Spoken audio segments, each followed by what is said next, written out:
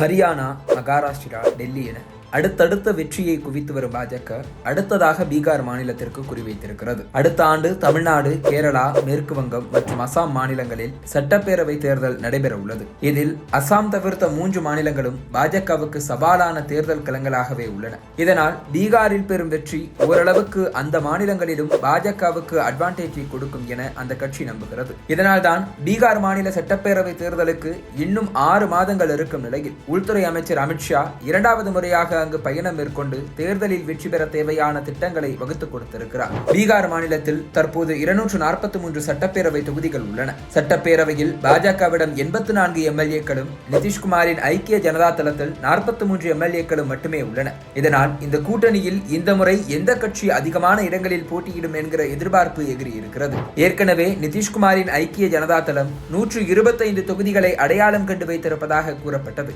ஆனால் தற்போது பாஜகவும் ஐக்கிய ஜனதா தளம் தலா 100 தொகுதிகளில் போட்டியிடவும், எஞ்சிய 43 தொகுதிகளை மற்ற என்டிஏ கூட்டணி கட்சிகளான இந்துஸ்தானி அவாமி மோர்ச்சா, லோக் ஜனசக்தி கட்சி, ராஷ்டிரிய லோக் மோர்ச்சா ஆகிய கட்சிகளுக்கு பிரித்துக் கொடுக்க வாய்ப்பிருப்பதாகவும் கூறப்படுகிறது.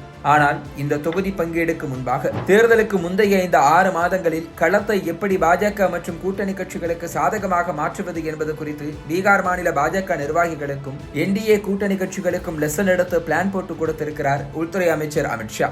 1.5 நாள் பயணமாக பீகாருக்கு சென்றவர் பொது நிகழ்ச்சிகளில் கலந்து கொண்டது மட்டுமல்லாமல் அடுத்தடுத்து கட்சியினருடனும் பேச்சுவார்த்தையில் இறங்கி இருக்கிறார். பீகார் தலைநகர் பாட்னாவில் நடந்த அரசு நிகழ்ச்சியில் முதலமைச்சர் நிதிஷ்குமாருடன் கலந்து கொண்டவர் 800 கோடி ரூபாய் மதிப்பிலான திட்டங்களை தொடங்கி வைத்திருக்கிறார். பின்னர் கட்சியினருடன் ஆலோசனை நடத்தியவர் பாஜகவின் 84 எம்எல்ஏக்களுக்கும் ஒரு டாஸ்க் கொடுத்திருக்கிறார். அது கட்சி நிர்வாகிகள் உதவியுடன் வாக்குச்சாவடிகளை குறிவைத்து கட்சி பணிகளை தீவிரப்படுத்துவதுதான். இதனை மகாராஷ்டிரா மாடலில் செய்ய வேண்டும் எனவும் அமித்ஷா உத்தரவு போட்டிருப்பதாக கூறப்படுகிறது.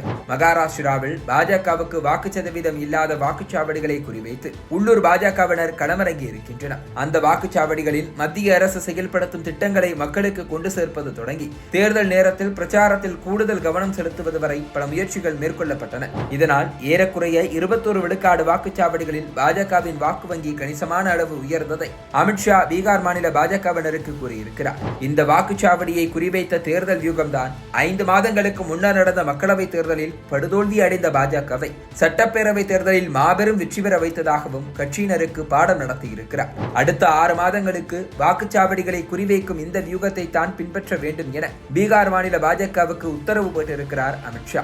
இது மட்டுமல்லாமல் பீகார் மாநில என்டிஏ கூட்டணிக்கு உதவும் வகையில் இனி மாதம் ஒருமுறை பிரதமர் நரேந்திர மோடி பீகாருக்கு வந்து செல்வார் என்கிற வாக்குறுதியையும் அமித்ஷா அளித்திருப்பதாக கூறப்படுகிறது. இவை எல்லாவற்றுக்கும் மேலாக மிஷன் 225+ என்கிற திட்டத்தையும் பாஜக முன்னெடுக்க திட்டமிட்டிருப்பதாக கூறப்படுகிறது. ஏற்கனவே மக்களவை தேர்தல் நேரத்தில் என்டிஏ கூட்டணி நாடு முழுவதும் 400 தொகுதிகளை வெல்ல இலக்கு நிர்ணயித்து பாஜக உழைத்தது. ஆனால் அது பெரிய அளவுக்கு தேர்தலில் எதிரொலிக்கவில்லை.